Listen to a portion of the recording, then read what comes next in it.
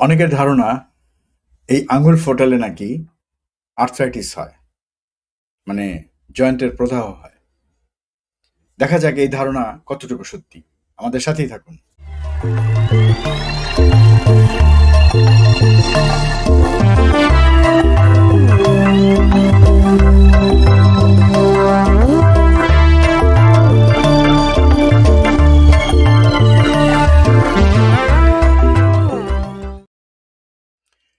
দর্শক, ভুল সবই ভুলের আরো একটি পর্বে স্বাগত জানাচ্ছি। আজকে আমরা যে বিষয়টি নিয়ে কথা বলবো সেটি হচ্ছে আঙুল ফোটানো। অনেকেই আমরা আঙুল ফোটাই এবং আঙুল ফোটালে ভালো লাগে, এবং অনেকের ধারণা যে এই আঙুল ফোটালে আর্থ্রাইটিস হয়। মানে আর্থ্রাইটিস মানে হচ্ছে যে এই জয়েন্টগুলো ফুলে যাবে, ব্যথা হবে, মানে প্রদাহ হবে। আসলে কি তাই? কিন্তু এ পর্যন্ত আমি অনেক ঘাটাঘাটি করলাম। কিন্তু এ পর্যন্ত আ যতগুলো বৈজ্ঞানিক গবেষণা আছে, আ এই ধারণার পক্ষে কোনো শক্ত প্রমাণ কিন্তু এখন পর্যন্ত পাওয়া যায়নি। আমাদের এই যে জয়েন্টগুলো আছে না? এই জয়েন্টগুলোর ভেতরে এক ধরনের তরল থাকে। মানে যেটাকে বলা হয় যে সাইনোভিয়াল ফ্লুইড। তো এই তরলটা, এই সাইনোভিয়াল তরল, যার মধ্যে বিভিন্ন ধরনের গ্যাস দ্রবীভূত অবস্থায় থাকে।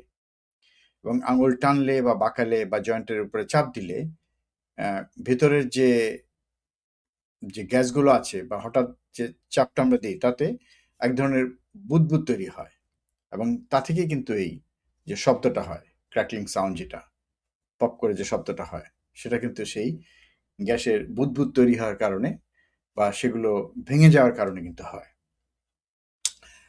এবং এই ধরনের শব্দ আমরা প্রায়শই শুনি। এটা খুবই স্বাভাবিক একটা বিষয়।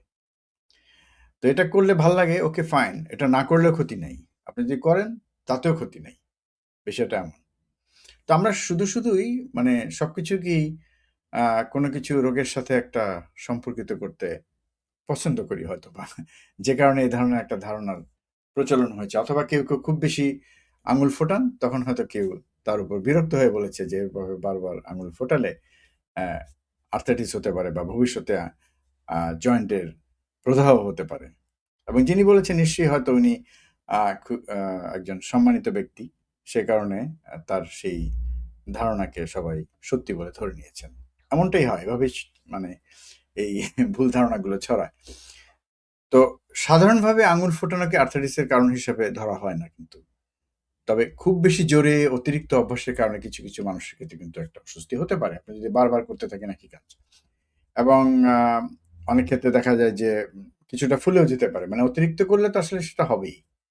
এবং সেক্ষেত্রে দেখা যায় যে আ আঙুল যদি ফুলে যায়, তখন আপনি সেই আঙুল দিয়ে কোনো কিছু মানে ঠিক ভালোভাবে কিন্তু ধরতে পারবেন না। শক্তভাবে ধরতে পারবেন না।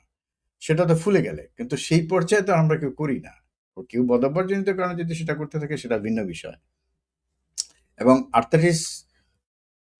আর্থ্রাইটিস হওয়ার যেসব কারণ আছে সেটা যদি আমরা দেখি, তার পেছনে অনেকগুলো কারণ আছে।